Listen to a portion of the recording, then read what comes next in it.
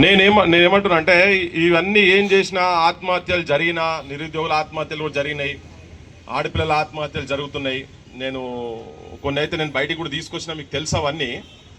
ఇప్పుడు నేను కార్యాచరణ ఒక 10 మంది కేసులైనా ఏమైనా అన్నీ దొంగ కేసులే.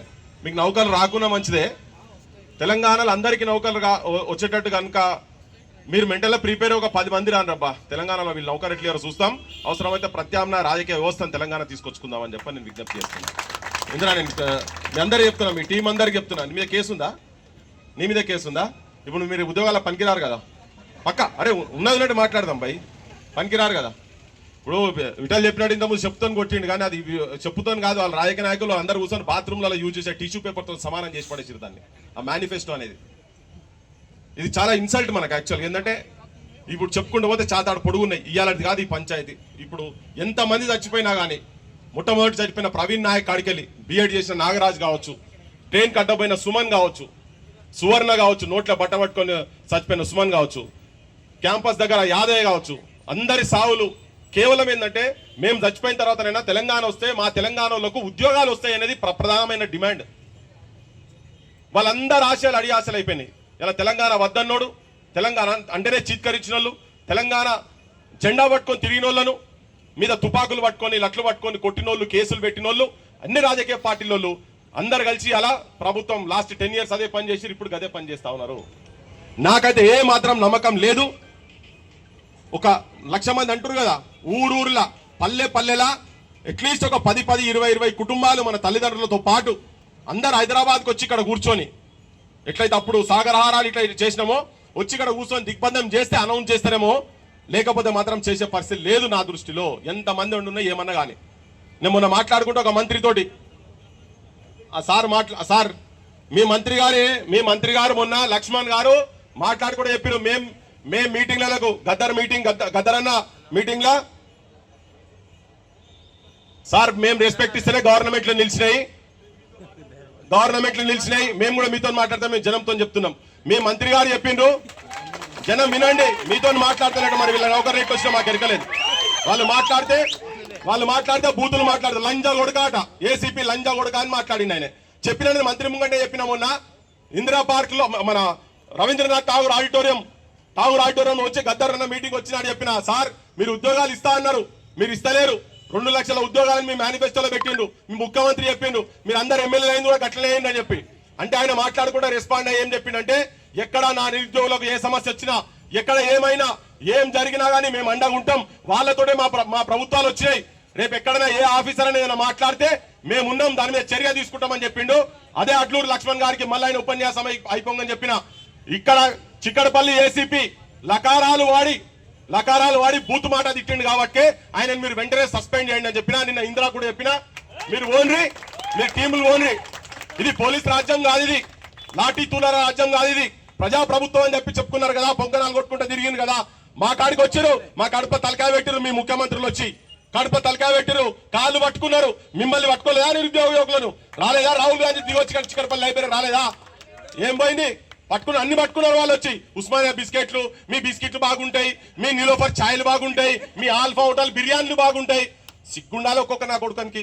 ఈవెన్ రాహుల్ గాంధీ చెప్తున్నా, అందరు చెప్తున్నాను నేను, అందరూ ఎవరికి ఇక్కడ ఏమో బతిలాడితే వచ్చేది కాదు, ఇది కొట్లాడితేనే వస్తాయి తెలంగాణలో. ఏది కూడా ఒక రాజకీయ వ్యవస్థ, అన్ని రాజకీయ పార్టీల తెలంగాణ వ్యతిరేక శక్తులు ఉన్నారు కాబట్టి ఇలా ఆ మంత్రి చెప్పిండు యాక్షన్ తీసుకుంటాను. రేపు మళ్ళీ మేము డిమాండ్ పెడతాం, మేము కూడా పెడతాం. అంటే మాకు మాట్లాడే హక్కు లేదా? తెలంగాణ ప్రజలకు హక్కు లేదా? 2 లక్షల ఉద్యోగాలు ఇస్తామని చెప్పి రాలేదా? అన్ని పెట్టిరు కదా మేనిఫెస్టోలో, మొత్తం ఇప్పుడు అన్ని తీసి చూపించారు కదా. తిన్న ధర కుట్టించారా? మీరు చదువుకున్న వాళ్ళు కాదా? మా వాళ్ళు అంటారు కొంతమంది, ఇక ఎన్నో కొన్ని కాదు, వాళ్ళు ఏం చెప్పారు అన్ని ఇవ్వాల్సిందే. వాళ్ళు మేనిఫెస్టోలో పెట్టిన ప్రతి ఒక్కటి అమలు చేయాల్సిందే. నీకు వీలు కాకుండా రాజీనామా చేయి, ముఖ్యమంత్రి రాజీనామా చేయి, మీ మంత్రిమండలి రాజీనామా చేయి. నాతో చేతనైతే లేదు. నేను మేనిఫెస్టోలో పెట్టినా, బుద్ధి తక్కువై పెట్టినా, అధికారానికి కకృతి పడి, ఆ పదవులకు ఆశపడి, చంద్రబాబు బూట్లు మోసి ఉన్నావు కదా, రాజీనామా చేసి ఇంట్లో కూర్చొని పోయి పాలన ఏందో మేము చేసుకుంటాం. తెలంగాణ యువతరానికి భవిష్యత్ తెలంగాణ నేనే చెప్తున్నా, రాజకీయ ప్రత్యామ్నాయం తప్ప తెలంగాణకు భవిష్యత్తు లేదు. ఈ పోలీసు వాళ్ళైనా ఎవరైనా ప్రభుత్వాలు చెప్తే వినాల్సినే, మనకు బుద్ధి ఉండాలి. మన పేరెంట్స్ కు చెప్పండి, పైసలు తీసుకొని ఓట్లేకని చెప్పండి, మందు దాగి ఓట్లేదని చెప్పండి. మీ పంతులకు 5,000 రూపాయలకు 10,000 రూపాయలకు ఆశపడి కకృతి పడి పార్టీలకు సీసాలకు వాళ్ళేసే ముక్కలకు ఆశపడి ఓట్లేకని చెప్పండి. మన పేరెంట్స్ కూడా చెప్పండి. ఆ ఓటు చైతన్యం తీసుకొచ్చినాడు వస్తే లేకపోతే మార్పు జరగదు. అరే వీళ్ళే మనుషులు పై నాకు అర్థం కాదు. శవాల మీద ప్యాలాలు ఏరుకునేటువంటి వాళ్ళు గవాల దగ్గర బతిలాట తీస్తారా? మనం ఎన్ని ధర్నాలు పెట్టినా ఏం పెట్టినా వాళ్ళు మనకు నౌకర్లు ఇయ్యారని చెప్పి నేను అనుకుంటున్నా. పోరాటాలతోనే జరుగుతుంది, పోరాటాలు అయితేనే ఉంటాయి. మీరు ఏం కేసులు పెడతారో సార్, మీరు ఏం కేసులు పెడతారో, ఒకవేళ మీకు టైం అయిపోయిందంటే మాకు కూడా టైం అయిపోయింది. 2 లక్షల ఉద్యోగాలు సంవత్సరం లోపల ఇస్తా అన్నారు మీ ప్రభుత్వాలు. అందుకే మాట్లాడుతున్నాం. మా టైం అయిపోయింది, మా గుండె రగులుతున్నది, గుండె కాలుతున్నది. అంటే శవాలు మోసే భుజాలు ఇవి. మీరు కూడా ఉంటారు, మీ పిల్లలు కూడా ఉంటారు. మీ పిల్లల సొట్టోలను కూడా పట్టుకొని లంజా కొడుకులను తిట్టారా? నాకు అర్థం కాదు. పోలీసు వాళ్ళు ఏం భాష మీది, ఏం భాష మీది, ఏం సంస్కారం మీది, ఏం చదువులు మీది? దానికి సపోర్ట్ చేసిన ప్రభుత్వాలు ఈగ వాళ్తే మేము ఉన్నామని చెప్పి ముఖ్యమంత్రి ఇంతకుముందు పిసిసి ఉన్నప్పుడు వచ్చి ఇక్కడ కూడా వచ్చి నిరుద్యోగుల వేదికల మీద చెప్పిండా లేదా? చెప్పండి కదా. మనకు కూడా బుద్ధి రావాలి. ఇంకొకసారి రాజకీయ పార్టీలకు జెండాలు మోయాల్సిన అవసరం లేదు, ఎవరు మోయాల్సిన అవసరం లేదు. పార్టీలకు జెండాలు మోసే జీతగాళ్ళు కాదు, ప్రజాగుండె సవరణ ప్రతిరూపాలుగా అయి నిలవాలని తెలంగాణ యువతరాలు చెప్తున్నారు. చాలా అయిపోయింది. చూస్తేనే నాకు రోజు తెలిసినప్పటి నుంచి చూస్తున్నా నేను. అశోక్ భాయ్, మేము సుట్టప్ సూప్ కాదు. ఎప్పుడు రేపటి నుంచి పోదామా ఇప్పటి నుంచి పోదామా చెప్పండి. 10 మంది చలో రైట్. నేను ప్రతి వేదిక మీద మాట్లాడతా, బరాబర్ మాట్లాడతా.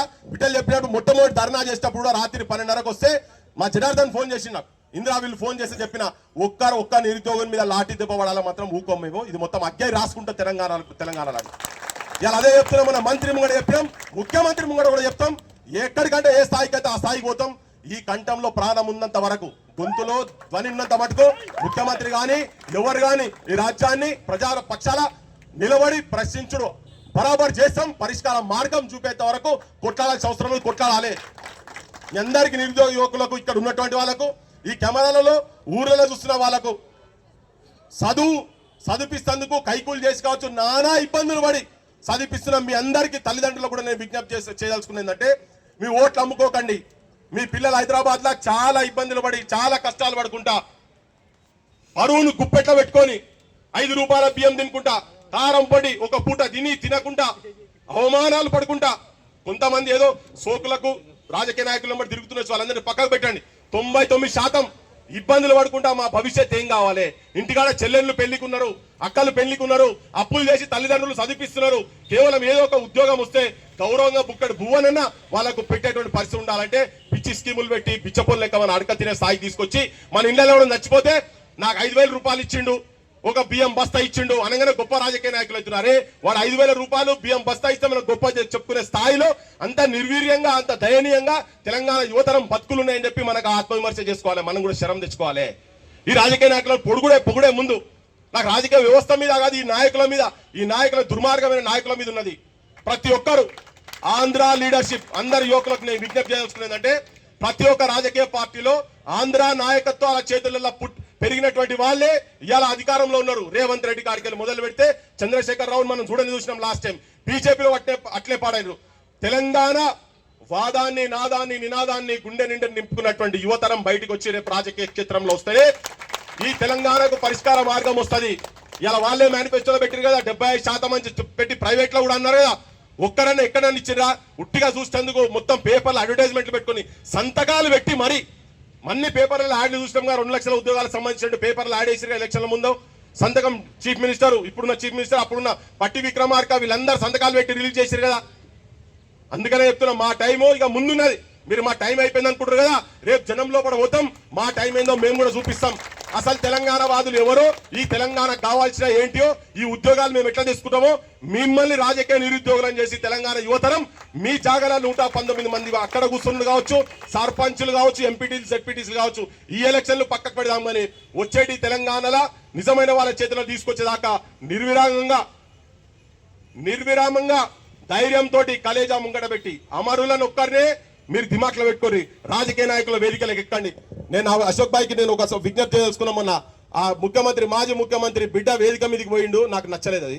నేను మీ అందరూ ఓపెన్ గా చెప్తున్నా, ఆమె కూడా మనకి ఇస్తే బిచ్చం కాదు మనం చేసేది. మన వీళ్ళని తయారు చేయండి, వీళ్ళని దారి చేద్దాం, వచ్చిన కాడికి వెళ్ళి చూస్తున్నా, కూర్చొని చూస్తా ఉన్నారు. ఇటువంటి వాళ్ళంతా అక్కడ కూర్చోబెడదాం. మన వాళ్ళని తీసుకుపోయాట, నువ్వు రిజర్వేషన్లు ఇస్తావా, మాకు ఎన్ని ఇస్తావా, నువ్వు అది చేయాలి. ఇవన్నీ ఆ కవితలు ఎవరైనా తెలంగాణ పనిచేయరు. కొత్త తరం రాజకీయ నాయకత్వం రావాల్సిందే. వాళ్ళు చాలు లిక్కర్ స్కాములు, ఢిల్లీ నడి వీధులల్లో మందమ్మే దందాలు, ఒక ఆడామే ఊర్లలో సారాంత ఎట్లా చూస్తాం అట్లా మొత్తం దేశం దగ్గర తీసుకుపోయి అక్కడ తీసుకుపోయి తెలంగాణ పరువును తీసింది.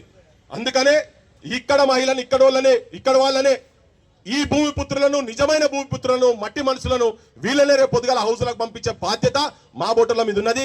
బరాబర్ ఆ పని చేస్తాం. మేము మాకు రాజకీయాలు కొత్త కాదు, మేము పోవాలనుకుంటే మాకు దొరకక కాదు, కానీ తెలంగాణకు అది అలా భవిష్యత్తు లేదు కాబట్టినే బరాబర్ ఏ రాజకీయ పార్టీలు ఇప్పుడున్న రాజకీయ పార్టీలు అన్నిటికీ అన్ని చెప్తున్నా నేను.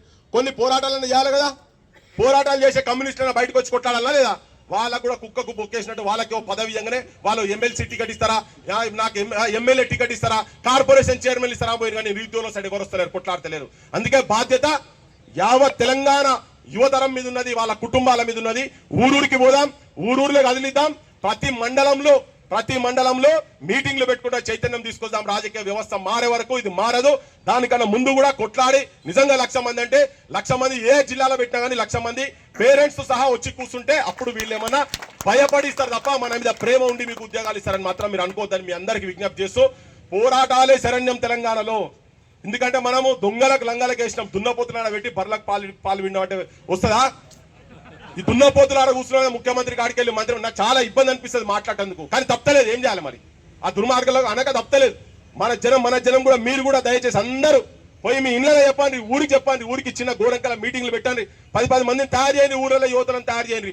నిజమైన తెలంగాణ అమరుల ఆశయాలను ప్రజలకు అందించేటువంటి అద్భుతమైన సుగుణాలు, సులక్షణాలు ఉన్నటువంటి యువతరాన్ని తయారు చేయండి. వాళ్ళని మనం అందరం కలిసి ముందుకు నడతాం. మీ అందరి గురించి ముందు నడతాను మీ అందరికి విజ్ఞప్తి చేసుకుంటూ, నేను దేని కంటే దానికి ఉన్న ఇంద్ర ఎక్కడికంటే అక్కడికి పోదాం. మీరు కూడా తొందరపడి అటు ఇటు పోకండి. జర దయచేసి ఉన్నోళ్ళందరూ గట్టిగా ఉండండి. ఆ పార్టీ పిలిస్తే అటుపోయి ఇటుపోయి ఈ ఎలక్షన్లు ఇప్పుడు కాదు. కొట్లాడితే ఒకవేళ కూర్చోదలుచుకుంటే గుండెల గడ్డపార పెట్టి గుర్తాలే. పూర్తిగా టోకన్ ప్రొటెస్ట్ కాదు, జూబ్లీ హిల్స్ ఎన్నికలలో అక్కడ నిలబడి కాదు. పోతే ఒక జనరేషన్ ఇట్లా కదలాలి, అట్లా మొత్తం జనం మొత్తం ప్రవాహం జరగాలి. అట్లా చేద్దాం. అట్లా చేయాల్సిన అవసరం ఉంది, చేసేటువంటి దమ్ముంది. నిజంగా కూడా అంత మెటీరియల్ కూడా ఉంది. మీ దగ్గర సత్తా కూడా ఉన్నది. ఈ వేదిక మీద వీళ్ళందరూ ఇట్లా ఒక 10 మంది ఎమ్మెల్యేలు తీసుకొచ్చి కూర్చోబెట్టమని మా ఇంద్ర ముంగటి రమ్మని మాట్లాడతారా, చూస్తాం. కుమార్ ముంగటి రమ్మని మాట్లాడతారా? అంగి చూడు చినిగిపోయిన అంగిలతో కొట్లాడుతుండ్రు. ఇగో ఇటువంటి వాళ్ళు అసెంబ్లీలోకి పోలే పోయి. ఇది వీళ్ళు కావాలి, ఈ భూమిపుత్రులు కావాలి. బియడో అని చెప్పి వీళ్ళు రా సబ్జెక్ట్ మీద ఎవడొచ్చి మాట్లాడతారు రమ్మని. ఒక 10 మంది హైదరాబాద్ కావచ్చు, ఇంకా ముఖ్యమంత్రి రమ్మని. దొంగ మాటలు మాట్లాడుకో, నువ్వు రావా? ఇక ఒక్కతో వచ్చి మాట్లాడి ఇక్కడ వేదిక మీద వీళ్ళతో మాట్లాడసాలి. అందుకనే సత్తాలే నా కొడుకులు మొత్తము అక్కడ పోయి కూర్చున్నారు, పదవులలో కూర్చున్నారు. అసలైన వాళ్ళను అసెంబ్లీలో పంపించగలిగితేనే మనకేమైనా న్యాయం జరుగుతుంది. అప్పటిదాకా నిర్విరాగంగా కొట్లాడదాం. బరాబర్ అందరం ఉన్నాం. తెలంగాణ సమాజం కూడా వెయిట్ చేస్తున్నది. ఎవడో 10 మంది నాయకులు అటు ఇటు పోయినా కాదు. విన్నావా? మీరు గట్టిగా ఉండండి. నేను మొత్తం తెలంగాణ సమాజం చెప్తున్నా, కొత్త తరం రాజకీయ నాయకత్వం తప్ప తెలంగాణకు పరిష్కార మార్గం లేదు. అన్ని చూసినాం. మేధావులు ఎవరు చెప్పలే. అందరూ వచ్చి వేదిక మీద కూర్చొని జర్నలిస్టులు, రైటర్లు, ప్రొఫెసర్లు అందరికీ గతంలో కేసీఆర్ అమ్మడు ఉన్నోళ్ళు, తర్వాత ఉన్నోళ్ళు వాళ్ళందరూ కూడా వేదిక మీదకి వచ్చి వాళ్ళే మూకుమ్మడిగా ప్రత్యామ్నాయ రాజకీయ వ్యవస్థ తెలంగాణకు రావాలని. కొంతమంది దివానగాళ్ళు ఉండొచ్చు, ఇప్పుడు పోయి బోకేలు పట్టుకొని పోయి ఏం సంబరం అర్థమైతలేదు.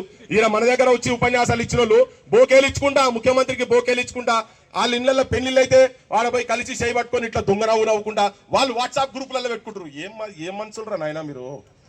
ఎమ్మెల్సీలు అయిన వాళ్ళు, విద్యా కమిషన్లు అయిన వాళ్ళ గురించి చెప్తున్నా నేను. మీ అందరికి ఎరికేవని వాళ్ళందరినీ పక్కకు పెడదాం. కానీ నిజంగా తెలంగాణను కాపాడుకోవాలంటే మాత్రం యువతరం దయచేసి బయటికి రావాల్సిన అవసరం. మళ్ళొక్కసారి నేను రిపీటెడ్ ఎందుకు చెప్తున్నా అంటే, ఇది ప్రతి ఇంటికి ఎక్కాల్సిన అవసరం ఉన్నది. ఉట్టిగా కసిగా మాట్లాడు కాదు. ఐడియాలజికల్ మిలిటెన్సీ కావాలి, తుపాకుల మిలిటెన్స్ అవసరం లేదు మనకు. ఐడియాలజికల్ మిలిటెన్స్ గా తయారు కాండి. ఐదాము గ్రామాలలో చైతన్యం తీసుకొచ్చుకుందాం. రాజకీయ వ్యవస్థను మన చేతిలో పెట్టుకుందాం. ఈ ఇందిరా పార్కులు, ధర్నా చౌకులు ఇవన్నీ పోవాలంటే అటువంటి లీడర్షిప్ వస్తేనే అవుతుంది. లాస్ట్ కు మళ్ళీ చెప్తున్నా, రవీందర్ అట ఎవరో లైబ్రరీలో చదువుకునే పిల్లగాడు ఇంత ముందు నాకు వచ్చి చెప్తున్నా, అన్న నేను వాట్సాప్ లో ఇట్లా మెసేజ్ పెడుతున్నా, పోలీసులు నన్ను బిడ్డ నిన్ను తొక్కుతాము, లోపటేస్తాము, నీ మీద కేసులు పెడతామని.